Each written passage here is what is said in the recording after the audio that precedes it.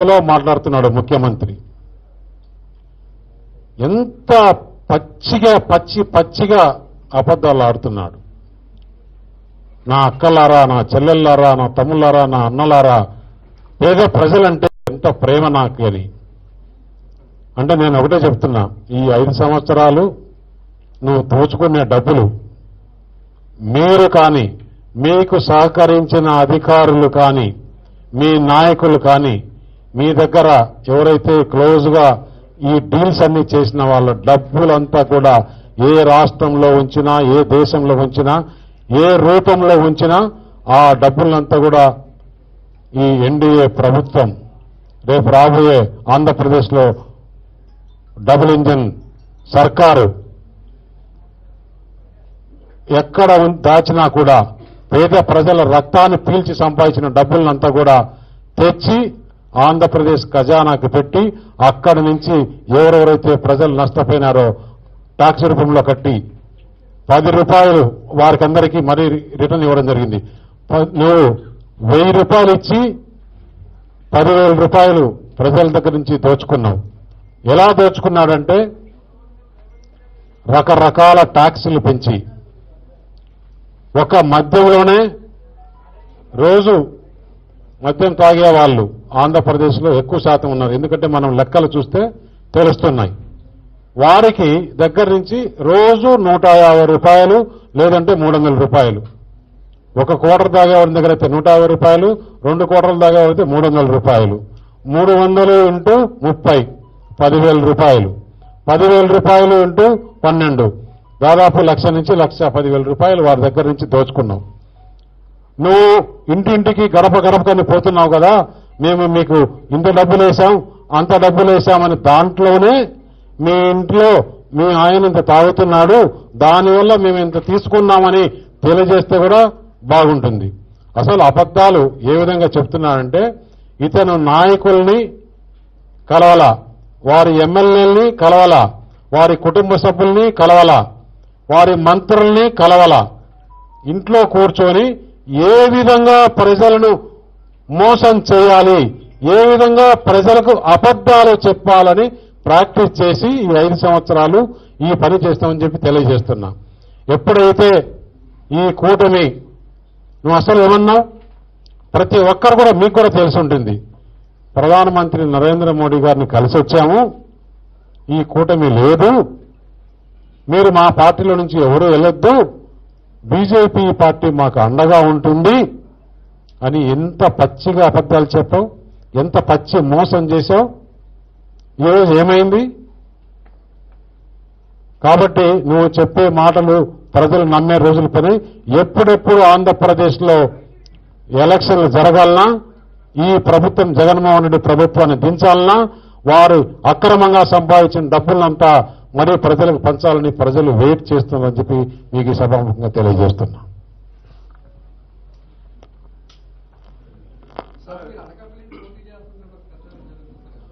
నేను ముందు నుంచి కూడా ఇదే వేదిక నుంచి ఇక్కడ కూర్చొని మీకు అంతా చెప్పాను. నేను వైజాగ్ నుంచి కంటెస్ట్ చేయాలని చెప్పేసి పార్టీని అడగడం జరిగింది. పార్టీ ఏ విధంగా నిర్ణయిస్తే ఆ విధంగా చేయాల్సింది, కానీ భారతీయ జనతా పార్టీలో మా అభిప్రాయాలు చెప్పొచ్చు, కానీ ఫైనల్గా పార్టీనే అంతిమ నిర్ణయం. పార్టీ ఎక్కడి నుంచి చేయమన్నా కూడా చేయాల్సి వస్తుంది. రమేష్ గారు, ఇప్పుడు విశాఖపట్నం వాసులు కావచ్చు లేదా రాష్ట్ర వాసులు కావచ్చు, ప్రధానంగా అడుగుతున్నటువంటి ఇది ఏంటంటే విశాఖ స్టీల్ ప్లాంట్ పరిరక్షణ విషయం పైన. సో మీరు దీనికి సదరికి ఏం సమాధానం చెప్తారు? నేను మీకు ఒకటే చెప్తున్నా, నేను కడప జిల్లాలో స్టీల్ ప్లాంట్ కావాలి అని దాదాపు 12 రోజులు నిరాహార దీక్ష చేశాను. ఇక్కడ ఉండే స్టీల్ ప్లాంట్ని దాని వేరే వారికి చేసేదానికి కానీ ఇంకోటి చేసేదానికి కానీ ఒప్పుకోము.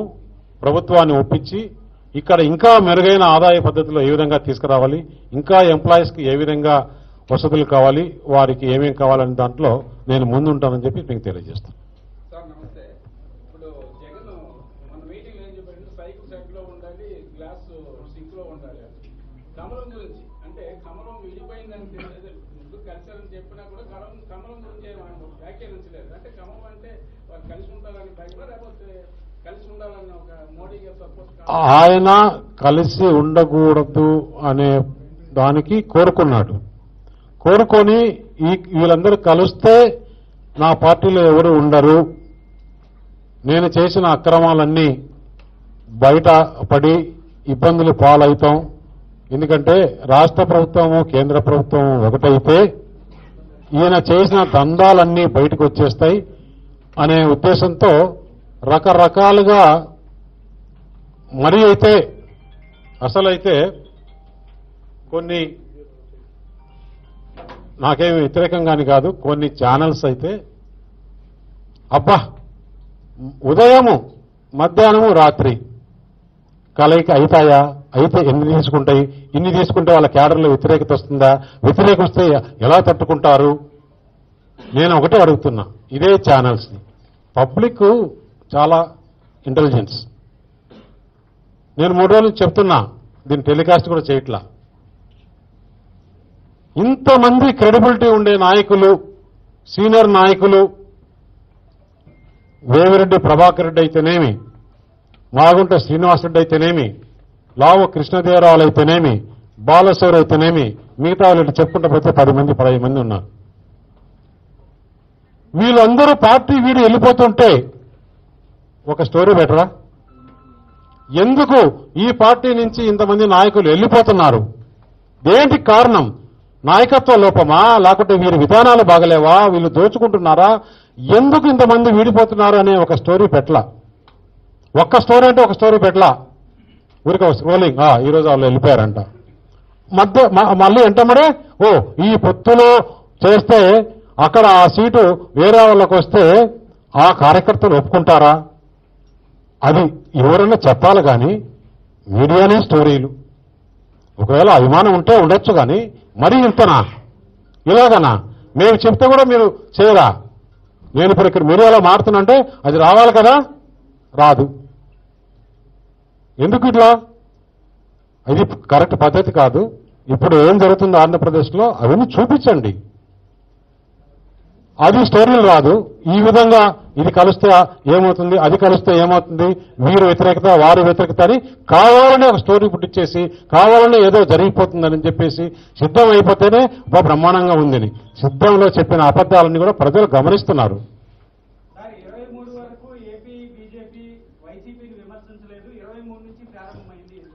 ఏపీ బీజేపీ నువ్వు ఎప్పుడన్నా చూస్తున్నావా? మీడియా ఎప్పుడన్నా చూస్తున్నావా? ప్రతిరోజు ప్రతి నాయకుడు వైసీపీ చేసే అక్రమాలను విమర్శిస్తున్నారు. నీకు కావాలంటే లిస్ట్ ఇస్తా. అది ఆ విధంగా వైసీపీ చెప్పుకుంటుంది. ఆ ట్రాప్లో పడద్దని చెప్తున్నా. సార్ 2019 ముందు ఏపీకి ఇచ్చిన వాగ్దానం నిలబెట్టలేదని చెప్పేసి ఎన్డీఏ నుంచి చంద్రబాబు నాయుడు గారు బయటకు రావడం జరిగింది. అంతకన్నా ఘోరంగా రాష్ట్రం నాశనం అయిపోయింది.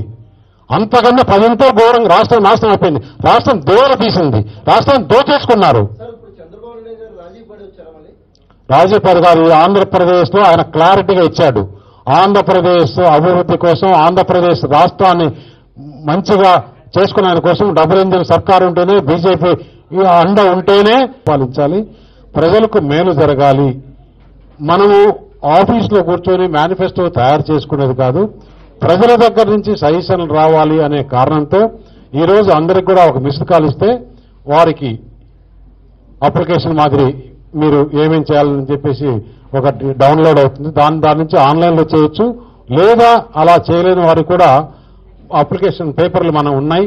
దాంట్లో మనం సజెషన్స్ చేస్తే దాంట్లో మీ మొబైల్ నెంబర్ రాస్తే మళ్ళీ పార్టీ ఆఫీస్ నుంచి ఇంకా వివరంగా కూడా మిమ్మల్ని అడిగి ఏ విధంగా మీ సమస్యలు ఏంటి అంటే, ప్రతి ఒక్క ఎంప్లాయీస్కి ఏ సమస్యలు ఉన్నాయి, రైతులకు ఏ సమస్యలు ఉన్నాయి, విద్యార్థులకు ఏం సమస్యలు ఉన్నాయి, మీడియాకి ఏం సమస్యలు